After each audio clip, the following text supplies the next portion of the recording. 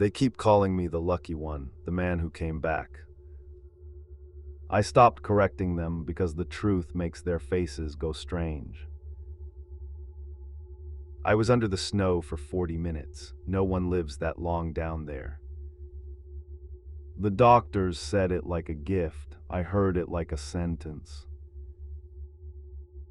So let me say the part nobody wants to hear. I should have stayed. I should have let the white close over me and kept my mouth shut. 4 of us went up the mountain that morning. Hold that number for me. 4. It matters more than anything else I am going to tell you. Devin drove. He laughed too big for his body, and at every trailhead he did the same small ritual, counted us out loud and grinned. 4, he'd say, all here. Sasha sat behind me, filming everything on her phone. The trees, the gear, my tired face. She wanted proof we had been somewhere real. Cole had grown up in the valley right under that peak. He went quiet as we climbed, the way you go quiet near something you were raised to respect. Near the tree line, Cole gave us one rule from his grandmother. If you ever hear knocking in the snow, he said, you do not knock back. We laughed, of course we laughed. It was noon, the sky was glass, and the only sound was our boots biting clean white powder. The peak did not look dangerous. That is the lie of high places. They wear their patience as beauty, and they wait for you to relax. By early afternoon, the wind found us. It came across the ridge in long, freezing pushes that flattened our voices into nothing. Devin said we should turn back. Sasha wanted one more switchback for the view. I was the one who said the view was worth it. I think about that constantly, that it was my voice, my want. My stupid hunger for a wider horizon that put all 4 of us on that slope. We heard it before we felt it. A low growl in the mountain's chest, building, swelling, like something enormous clearing its throat under the ground. Then the world tilted white. The snow took my legs, my breath, my sense of which way was up. I reached for Sasha's sleeve and closed my hand on air. When it stopped, I was inside silence, total, padded, perfect silence. My arms were pinned, my mouth was full of cold. I could not move a single finger. It was dark the way a sealed coffin is dark. I told myself they would dig, Devin would dig. He would do his count, come up one short, and they would come for me. I waited, I counted my own heartbeats to keep from screaming. After a while, the cold stopped hurting, and somewhere in me I knew that was a very bad sign. You learn something about yourself, buried alive. I learned I did not want to die quietly. I wanted to be found more than I wanted to breathe. That was when I heard it, not above me, where rescue would come. Below me, deeper in the snow, a slow, deliberate knock against the dark. My first thought was joy, someone alive down there, signaling. My second thought came slower and colder. Nothing rescues you from below. It knocked again 3 times, spaced like a question. And in the muffled dark, my whole body understood that it was waiting for an answer.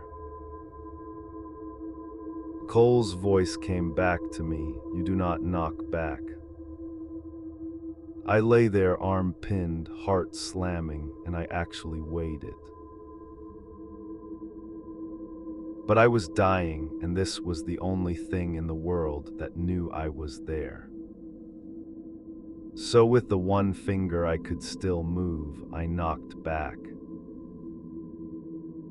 The snow around me went warm, not melting warm, living warm. As if I had been pressed suddenly against the side of something that had skin. Then it began to dig. I felt the snow leaving me in great soft handfuls, from underneath lifting me, the way you push a coin up through sand. And this is the part I never told the doctors. I did not rise toward the daylight. I was pushed up from below by something that stayed below. My face broke the surface into screaming wind, and I gulped at the gray sky. I should have felt saved. Instead, something went cold in me that the snow had never reached, the sense of having been handled and set down for later. As the warmth sank away into the white, I heard it, clear as a bell, right against my ear. One word. It counted us, it said, 4. I told myself it was the wind. I have told myself that 100 times since. But the wind does not count. The wind does not keep a tally.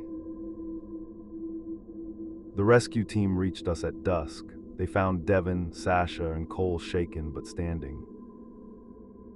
They found me on the surface and could not explain how. At the hospital, a doctor kept asking who pulled me out. I said I did not know. He wrote lucky on his chart and would not meet my eyes. 40 minutes, he kept saying. Buried, no air pocket, 40 minutes. By every rule of his profession, I should have come up a body. I came up talking. Everyone called it a miracle. I lay in that clean, bright room feeling the exact opposite, like something had been left unfinished and signed in my name. We all went home. We promised to call. For a few weeks, it was only a story we told, the trip that nearly killed us. Then 3 weeks later, it began. The first night, knocking on my front door at 3:14 in the morning, 4 knocks spaced like a question. I knew that rhythm. I had felt it through 6 feet of snow. I lay rigid in the dark. I did not move. I did not answer.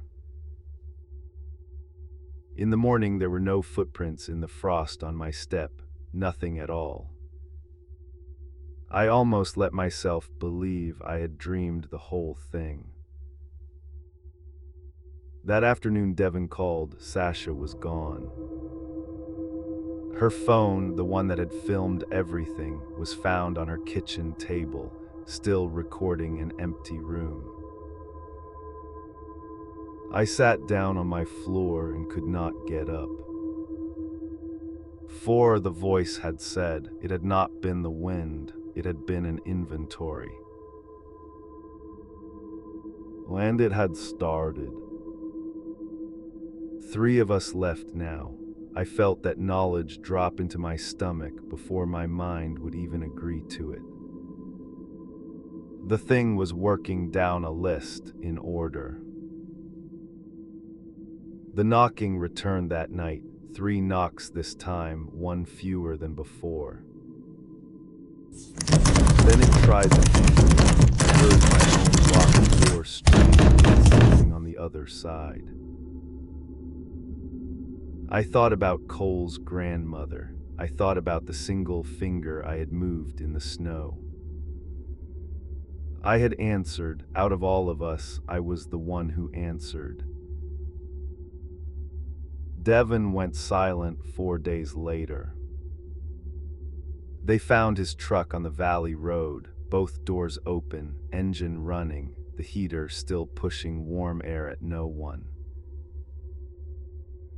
I knew that warmth, I had felt it come for me under the snow. Devon, who counted us at every trailhead, who always came up four, and now there was no one left in his truck to count, two of us. So I finally called Cole, the one who had warned us, and I confessed what I had done beneath the snow. Cole was quiet for a long time, then he said, "You knocked back, not a question." He said it the way you name a wound that will not close. He told it to me plainly, the mountain keeps what it buries. If it lets you up, that is not mercy. It is sending you ahead to gather the rest. Gather, I had not carried that word home in my pockets. I had carried it home in my chest, and it had been counting through my own front door.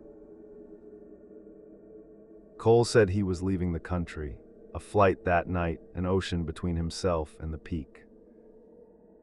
He told me to run too, and he hung up. He never boarded. They found his car in the long-term lot, frost on the inside of the glass, in the middle of a warm spring night. And then the list was down to one, me. I sat with it the way you sit with a diagnosis, the number it had been walking toward since the snow first warmed against my back, the last name on its list. It came again last night. It used to knock a number and then stop, 4, then 3, then 2.